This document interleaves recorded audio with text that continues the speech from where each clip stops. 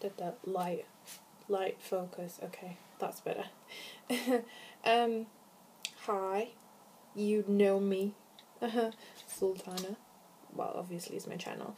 I'm gonna do the mixed race. Yeah, the mixed race girl tag. And I'm just gonna get into it because there's something wrong with my iPad. I don't know what it's doing, but anyways, I'm gonna try and do it fast because the last one I did was way too long. What mix are you? I am black, Indian, and white. Both of my parents are mixed. If there's any other questions, just write them below and I'll just fill you in. What ethnicity have you been mistaken for? Portuguese, Moroccan, Brazilian, American, only because they think that I sound like an American, which is not true at all. Because, like, totally not American, right? That was not being offensive in any way. I was just... It's the only way I can picture American accent. Well, not picture an American accent, but the cheerleading American accent. From Bring It On. Anyway. If I'm looking down, it's because I'm reading the questions. Just, I'm not being rude. Is your hair curly or straight? My hair is curly. Curly hair.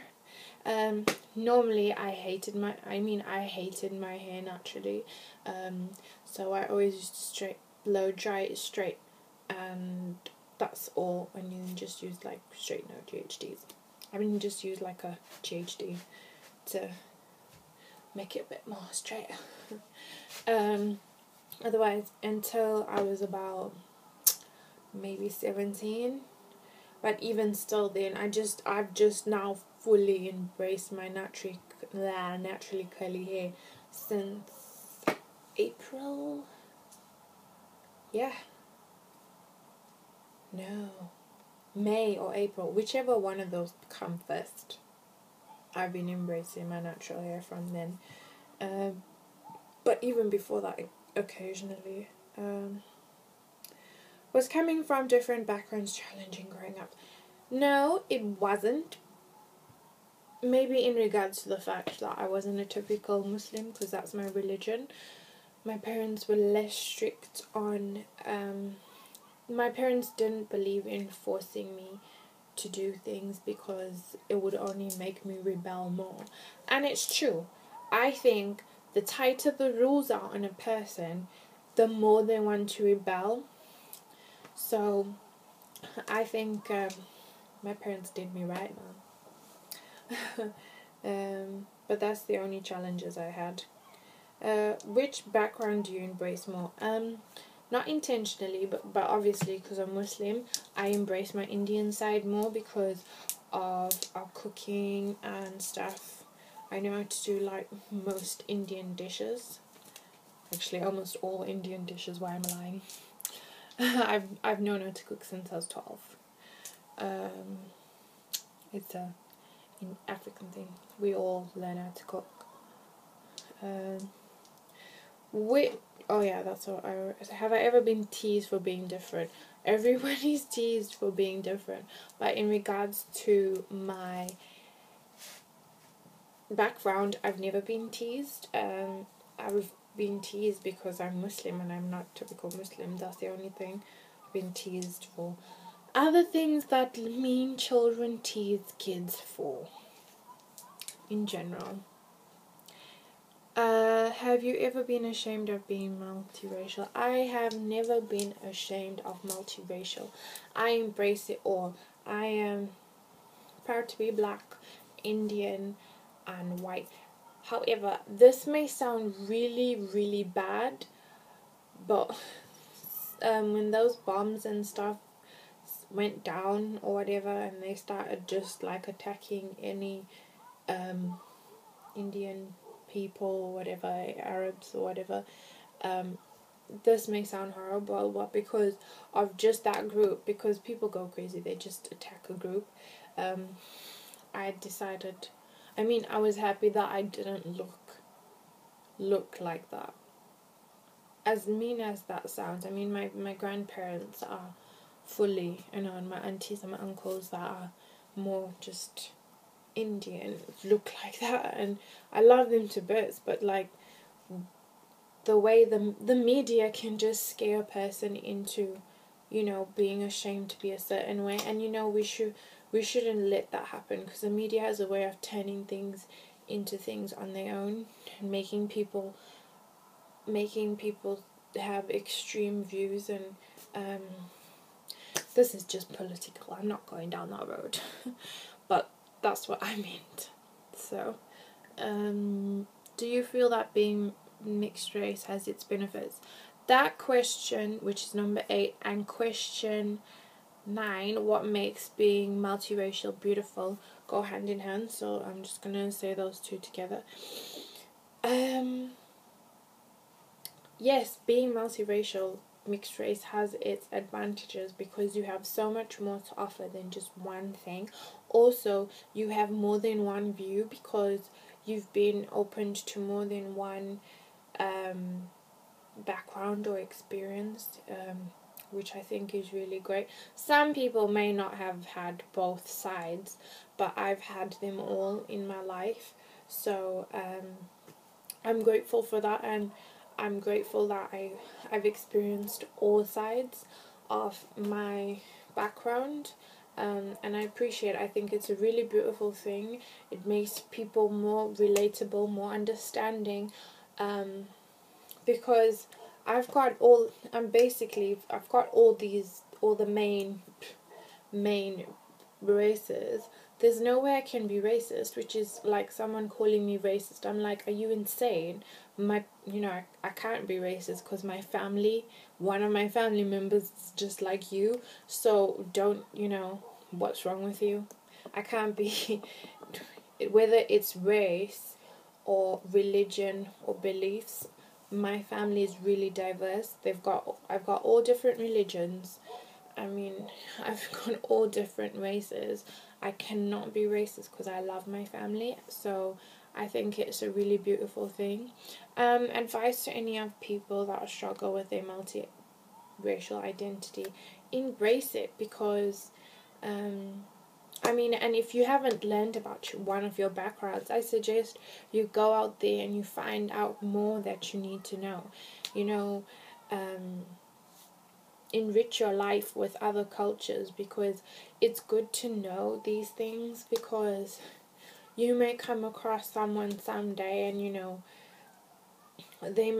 a lot of people are quite biased at the fact that people don't know their religion. Like, you can say, oh, I'm Indian, and then they ask you certain things and you're like, oh, I don't know anything.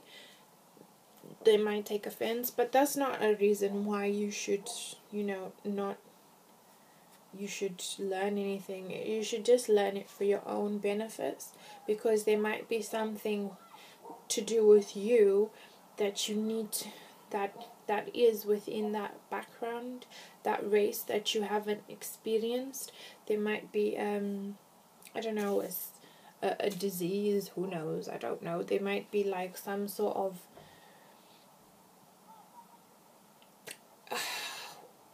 a hereditary thing, I don't know. I'm just saying, but it's good to know that black people are prone to this, and white people are prone to this kind of stuff, and Indian people are prone to this stuff. It's good to know more about your background, because it could affect you.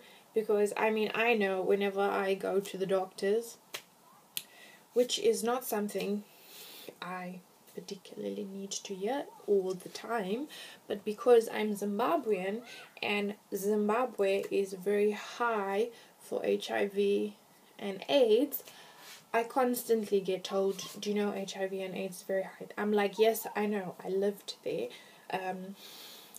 I did know what was going on in my country. I wasn't completely oblivious to diseases in the world. And they just tell you these things, assuming that because you're Zimbabwean, you've got to be checked because you're not careful. I'm the most carefulest person in the world. I'm 20 and I do health and social care. I know everything about, well, not everything, but I know mostly about all the diseases that are that are catch worthy. I'm very careful. If I'm at work, I wear gloves because I'm in risk with working with people that have certain things. So I protect myself. I have hand sanitizer all the time with me at work, away from work, because you can never be too careful. I mean, obviously AIDS is not just transported by shaking a person's hand. It's by bodily fluids, so don't be paranoid. But it's just like a stereotype. It's the same thing about, Indian people, Asian people, or there's all these stereotypes, like people would think a Chinese is a Korean, or a Korean's Chinese, and Korean people get very offended at the fact that you are calling them Chinese. It's the same thing with Chinese people. It's the same thing with Indian people and people from Pakistan. If you call a person from Pakistan Indian, they will be very offended with you. And yes, some people just don't know the difference. It's nobody's fault. It's nobody's fault that you can't tell the difference, because really you've never been, surrounded by people like that in order to tell the difference. But anyways, I hope you like this tag. Sorry I went on a rant. But this is not to offend anyone. I hope it isn't. This is just how I feel in my personal views. If there's anything else that I left out or you'd like to ask me, just comment down below and I'll reply you, or maybe if there's enough I'll just do a top-up question video. Right, so that's all. Ooh, do you like my makeup? I did it with it's MAC. Don't even know what I'm doing. Oh yeah, MAC expensive pink in the middle, and then I used a Max Factor gold pen liner, and then Max Factor black liner, Benefit mascara, and then I just used this Makeup Academy black shadow, which is really pigmented, that I love so much. That one at the top, that's really pretty.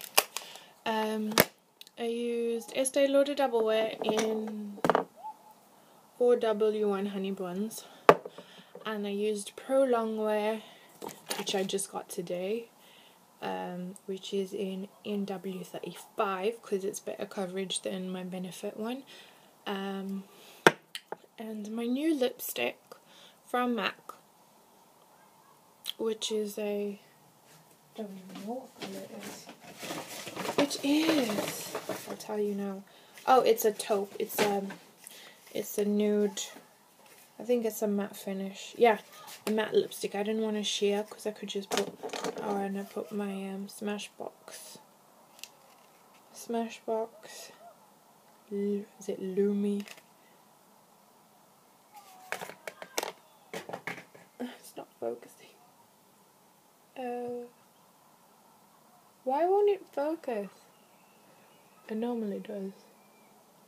Oh, unless I'm not in the photo, right? Okay, it's not focusing, but anyways, it's just a Smashbox. Like, my face is focused. There, can you see it?